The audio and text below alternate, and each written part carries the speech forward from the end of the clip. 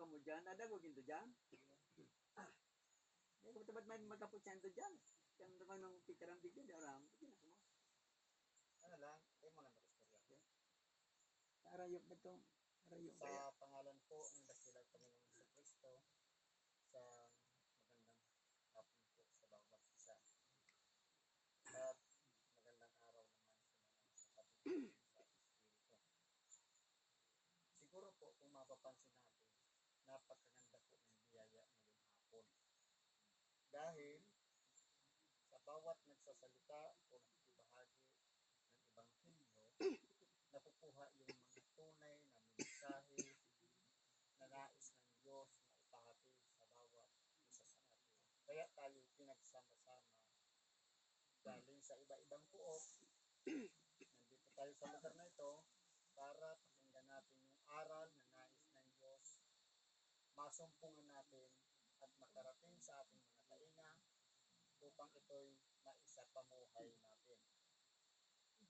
Ang bibigyan po ng buhay, ang ayon sa unang sulat ni Apostol Pablo sa mga taga-Corinto, sa Kapitulo 2, versikulo 6 hanggang 16. Gayunman ay nagsasalita kami ng karunungan sa mga may gulang, bagaman hindi ng karunungan ng sanglibutan ito, unang mga may kapangyarihan sa sanglibutan ito, na ang mga ito ay nangauuwi sa wala.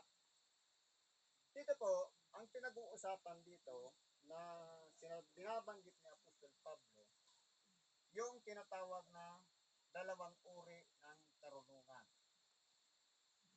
Karunungan ng sanlibutan ito at karunungan ng Diyos. Ano po ba yung karunungan ng sanlibutan ito? Yun po yung mga galing sa mga eksperimento, galing sa mga haka-haka, galing sa mga pag-aaral ng mga discovery, na yan po lahat, sabi nga, nangauuwi sa wala. Dahil nagmula lang po yan sa sariling mga pag-iisip ng tao.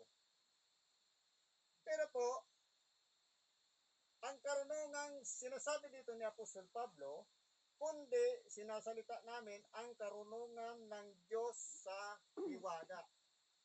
Paano kung naging hiwaga? Dahil kumbaga, sabi dito, yaong karunungan na itinilaga ng Diyos bago nilalang ang mga sanglibutan sa ikaluluwalhati natin. Kaya kung pag-aralan po natin mga kapatid, yung karunungan mula sa Diyos, kumbaga, nagiging kamangmangan sa pamantayan ng tao. Imagine na lang, sabi dito sa sunod, na hindi napagkilala ng sinumang pinuno ng sanglibutan ito sapagkat kung nakilala sana nila, ay di ipinako sa krus ang Panginoon ng kaluwalhatian.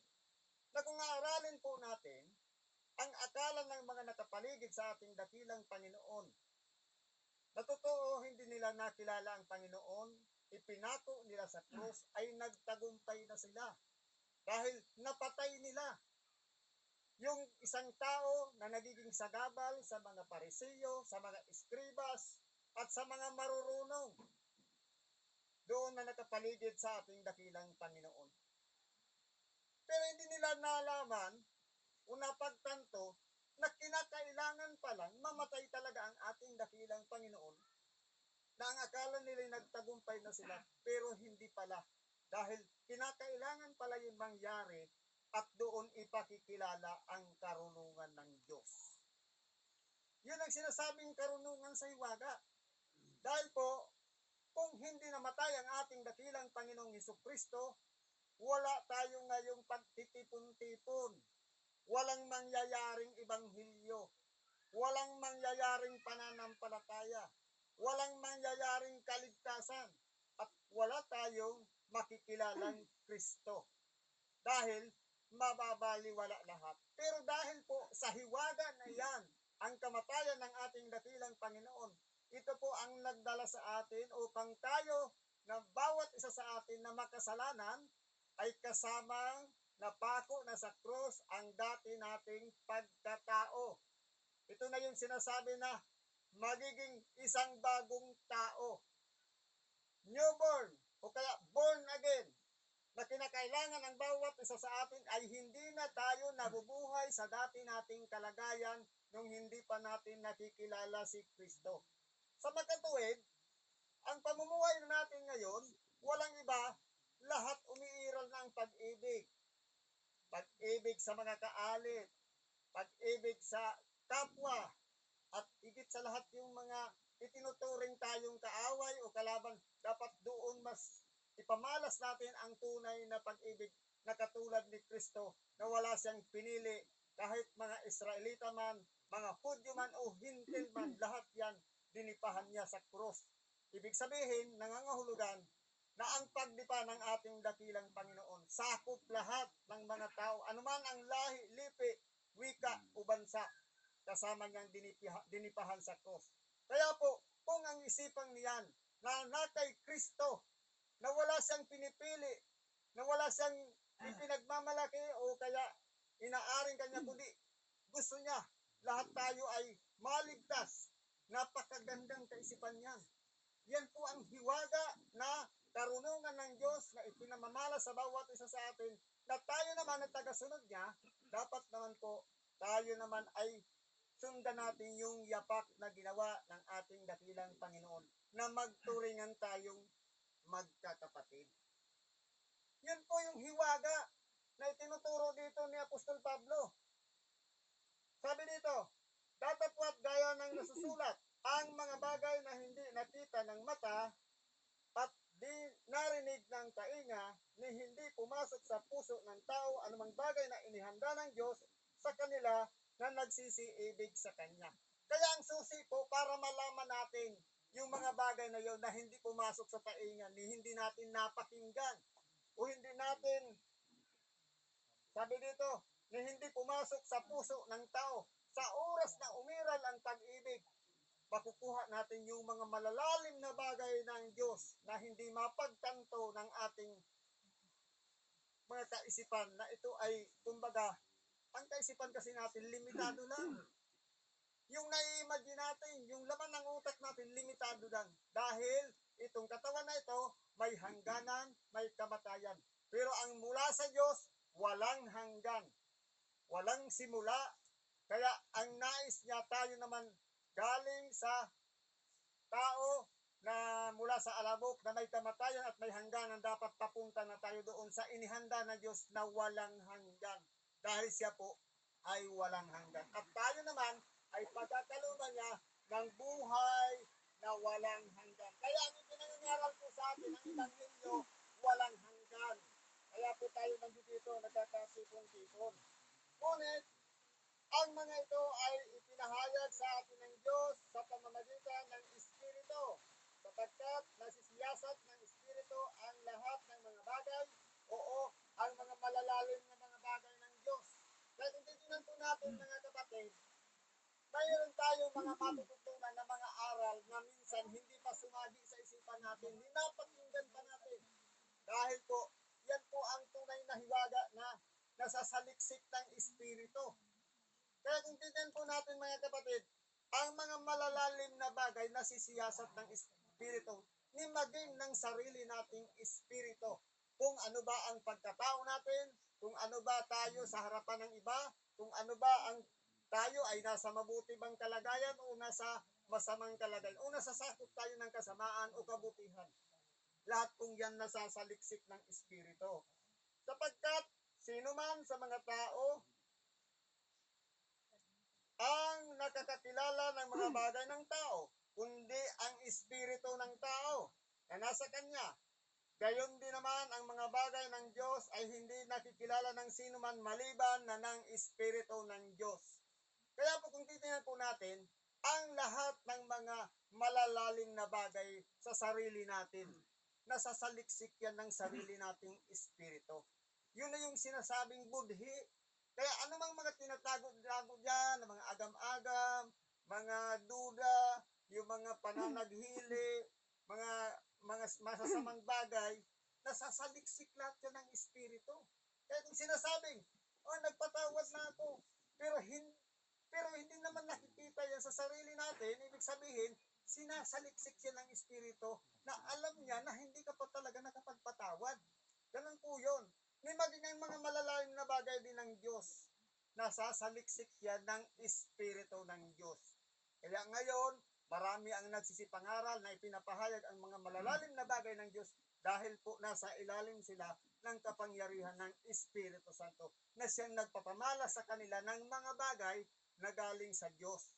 Ganun po yun. Kumbaga, ini-express kaya ng Espiritu yung kaplanuhan niya sa darating na ang tao sa oras na siya ay maligtas, sa oras na siya ay pinatawad na ng Diyos, yung mga sikreto papunta doon sa buhay na walang ganun, itinuturo na yan ng Espiritu dahil nasasaliksik ng Espiritu yung mga malalalim na bagay ng Diyos. Kaya nga po, ang mga propeta nagsisipanghula. Ang mga alagad din ng ating dakilang Panginoon nagsipanghula ng mga malalalim na bagay na mangyayari. Kasi yung San Juan Evangelista, dahil sa kanyang kahinaan, ginamit yun ng Diyos para ipamalas yung mga bagay na inihanda ng Diyos sa pamamagitan ng Espiritu Santo. Ipinaaninag sa kanya kung ano ang magiging kalagayan ng tao sa pagdating ng maghahari na ang Diyos sa hinaharap. Kaya inihanda na yan ng Diyos. Sabi pa po dito, ngunit ating tinanggap hindi ang espiritu ng sanglibutan, kundi ang espiritu mula sa Diyos upang ating mapagkilala ang mga bagay na sa atin ay ibinigay na walang bayad ng Diyos. Ano po ito? Walang iba yung kaligtasan na ito ay inihanda sa bawat isa na nagsisusunod sa ating dakilang Panginoong Hesus Kristo. Kaya po dapat nating unawain, mga kapatid, ano ba itong ating tinanggap?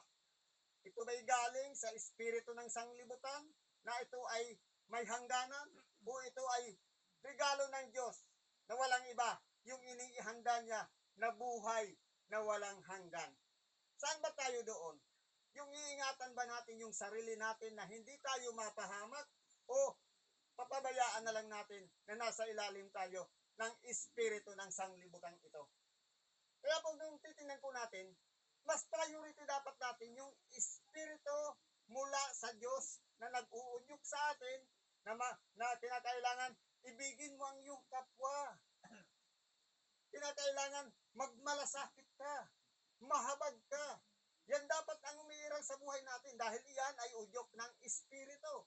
Pero kung yan ay galing sa sanlibutan, espiritu ng sanlibutan, ang gagawin natin, magmamalaki na tayo, magmamapuri. Kumbaga, ipagkakalata tayo na sikat tayo o kung ano, yan po lahat ay mga uuwi sa wala. Kaya kung titingnan mo, ang titulo ng isang tao, lalo kung nakapag-aral, hanggang sa katapusan lang yan ng buhay, hanggang sa kamatayan. Halimbawa ngayon, hindi ba nilalakip sa mga estudyante ngayon, kung ikaw ay civil engineer, ilalagay yun CE. Kung ikaw ay teacher, ilalagay yun LPT, Licensed Professional Teacher. Pero pag namatay na yan, wala na, putol na rin yan. Pero yung inihanda ng Diyos na spiritual na kalagayan na buhay na walang hanggan, yan po ay wala po yung makakaalis sa atin.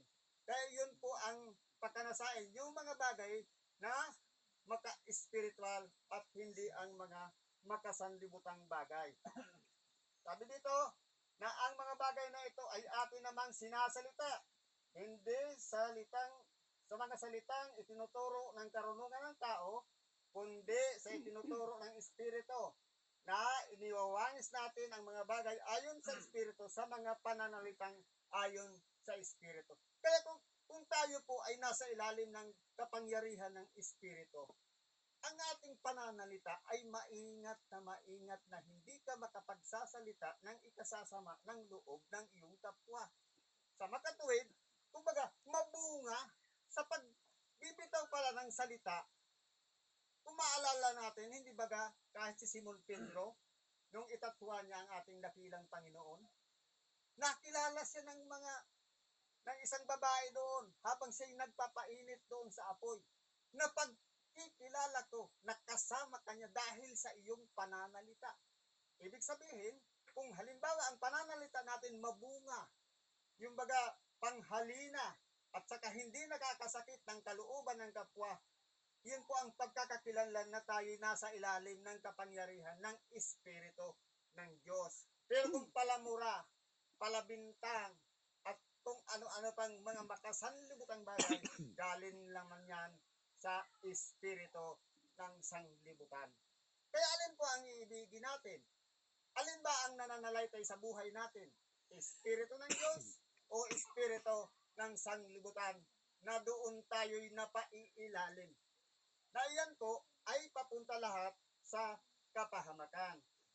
Ngunit ang taong ayon sa laman ay hindi tumatanggap ng mga bagay ng Espiritu ng Diyos. Totoo po. Dahil kung tayo po ay nasa laman, paano natin sasabihin na tayo nasa Diyos? Halimbawa, galit ka sa iyong kapwa, paano mong masasabing nasa Diyos ka? Eh, may galit nga. Kaya kung talagang ikaw ay nasa Diyos, dapat wala kang galit. Marami kang, lahat kaibigan mo, lahat kasundo mo, dahil nasa ilalim ka ng kapangyarihan ng Espiritu ng Diyos. Kasi malinaw dito, ang taong ayon sa laman, ano po ba yung ayon sa laman?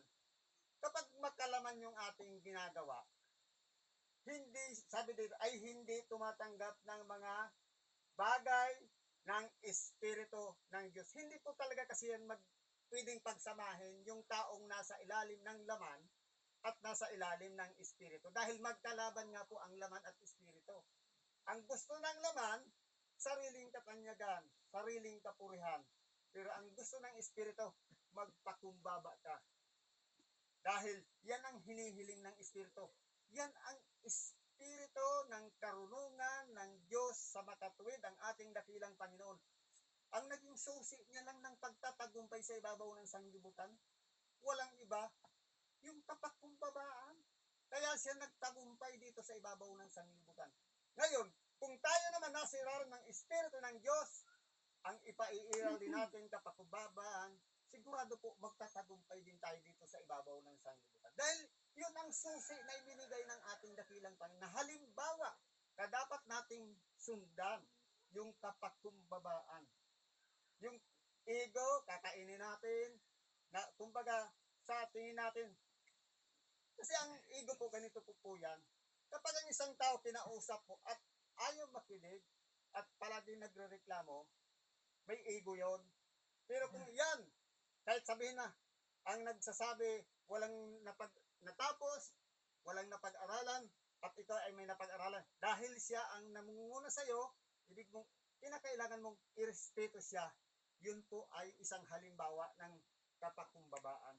Pero kung lalaitin mo, parang binabaliwala mo dahil lang sa iyong gusto na ikaw ang mas magaling sa kanya, umiiral po dyan ang kataasan o tinatawag na ego. Sabi dito, ngunit ang sa Espiritu ay nagsisiyasat sa lahat ng mga bagay at siya'y hindi sinisiyasat ng sinuman. Kaya po kung titingnan po, ang isang taong nasa ilalim ng Espiritu, ibig sabihin, yung Espiritu ang may karapatan magsiyasat sa kaninuman. Pero hindi po siya pwedeng siyasatin ninuman. Dahil nakasulat dito, ngunit ang sa Espiritu ay nagsisiyasat sa lahat ng mga bagay. Lahat ng mga pangyayari na sisiyasat ng Espiritu. Pero sabi dito, at siya'y hindi sinisiyasat ng sinuman. Ibig sabihin, kahit tayo man, kahit halimbawa, sinabi ng Espiritu, wala tayong karapatang siyasatin siya dahil siya'y Espiritu. Pero tayo, pwede tayong siyasatin ng Espiritu. Dahil malalaman natin yan kung yung Espiritu na yon ay mula sa Diyos, kung yan ay hindi mula sa Diyos.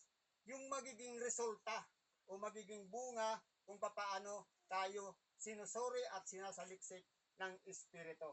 Sapagkat sino ang nakakakilala ng pag-iisip ng Panginoon? Ito ang tanong. Sino ba ang nakakaalam ng pag-iisip ng Panginoon upang pangunahan siya? Kung ang ating dakilang Panginoon nga, bagamat sinabi ng maraming mga tao, kamangmangan ng kanyang ginawa, na nagpakamatay siya sa cross. Pero yun pala ay karunungan ng Diyos. Karunungan ng Diyos na inihanda ng Ama bago pa nilikha ang sanglibutan. Pero ang tao, dumating lang sa gulang na 20, 40, o 50, mas marunong pa sa magulang. Kapag minsan, nawawala na yung respeto sa magulang doon sa nagtuturo. Sa halip na makinig sa mga turo na itinuturo ng nakatatanda, ang nangyayari, mas pinalalagay niya pa sa kanyang sarili na mas magaling pa siya sa tagaturo. Kaya po, kung ang ating dakilang Panginoon, walang nakakasaliksik ng kanyang pag-iisip. Pero, sa kapagkumbabang ginawa niya, naging kamangmangan sa mga tao na nakapaligid sa kanya, yun pala ang pinakasikreto ng ating dakilang Panginoon. Bagamat nilait nila, pinapatay nila ang ating dakilang Panginoon, pero nagtagumpay siya. Dahil yun ay nakatakda na kinakailangan niyang gawin, ganasin, upang ang tao ay maibalik niya sa Diyos at mapatawad ng mga kasalanan dahil sa dugong ibinuwis niya, inialay niya doon sa cross ng Kalbaryo para bumuhos, para ang tao muling patawarin ng Diyos at magsipanumbalik sa Diyos. Kaya po, kung ang ating dakilang Panginoon, hindi natin natatalas ang kanyang pag-iisip. Sabi dito, sino ang nakakilala ng pag-iisip ng Panginoon upang siya'y turuan niya? Tatapat, nasa atin ang pag-iisip ni Kristo. Kaya pasalamat tayo kung ang pag-iisip ni Kristo. Kasi nagpakumbaba, nasa isip din natin. Magiging mapalad ang taong yaon na napasakop sa ating dakilang Panginoong Hesus Kristo. Kaya salamat sa Diyos kung ito'y naunawaan natin. Napakinggan natin ngayon sa oras na tayo'y dumako dito sa pook na ito. Salamat sa Diyos at binigyan tayo ng sapat na karunungan para unawain lahat ang mga ebanghelyo na ipinahayag sa araw ito. At magandang hapon sa bawat isa sa atin.